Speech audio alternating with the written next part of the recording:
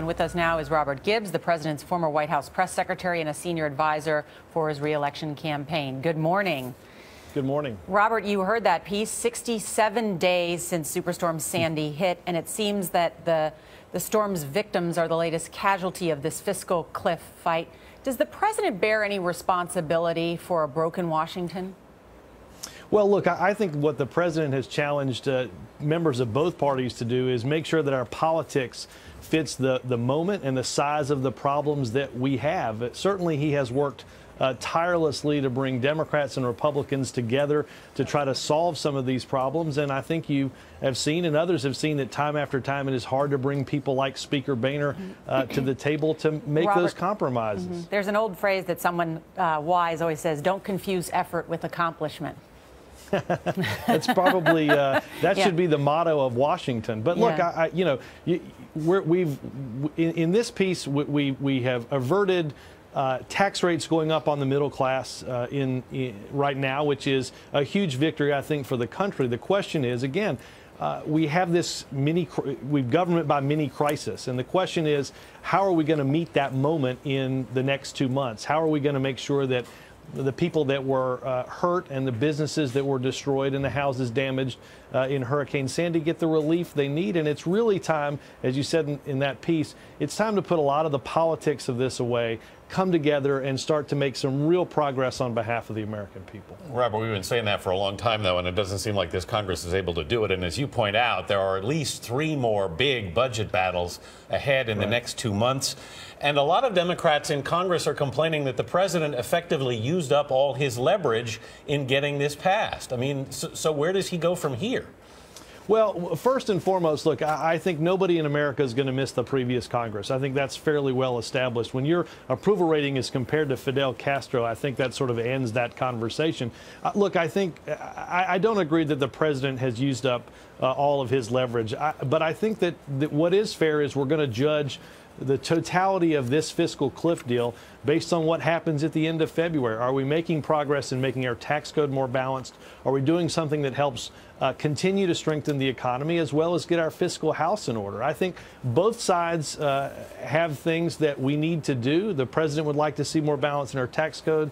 We would all like to see a reduction in some of the spending that we see coming out of government.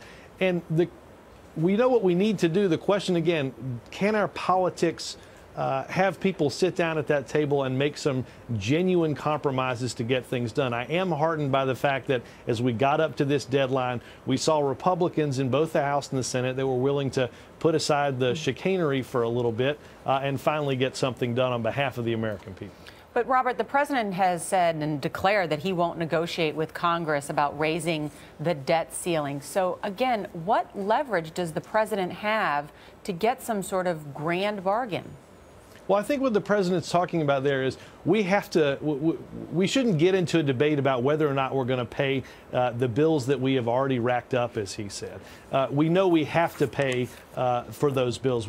That's money that's already been spent. So, look, let's go ahead and assume, yes, we're going to not default on the nation's bills because we understand that would be a calamity for our economy. But I think both sides didn't get things in this fiscal cliff deal that set the stage for the next one. Look, there are things that we can do, again, to continue to make our tax code fair. Republicans would like to see some changes in the way we do some entitlements, hopefully in a measured way so we don't end up doing more harm than good. But look, I think we all understand the elements that have to be involved to continue, again, to grow our economy, to get some balance in our tax code, to get our fiscal house in order. Again, if we can just put aside some of the screaming and yelling. Robert, but this does set up what someone has called these cascading cliffs now, that there are more of these. Isn't this a distraction from what the president wanted to? Didn't he give in and now hurt himself in terms of going after some of the other legislative accomplishments that he wanted to spend with this new Congress? In other words, immigration reform, tax reform, something on gun control. Well, look, I think tax reform has to be a big part of all of these, whatever fiscal cliffs or cascades or what we'd like to call them now. I think we understand this. We have a lot of things that we have to solve. Let's take guns, for instance. Let's give some assurance as those children go back to Sandy Hook Elementary School, that military assault weapons aren't going to be on our streets anymore. That we're not going to give the deranged a gun that's used in Afghanistan and 30 bullets to do terror. I think there are things we ought to be able to, and Washington has to be able to walk and chew gum at the same time. Right, we've got Gibbs. to get our fiscal house in order, and we've got to do stuff on guns and immigration. Robert Gibbs, thanks so much for being with us this morning.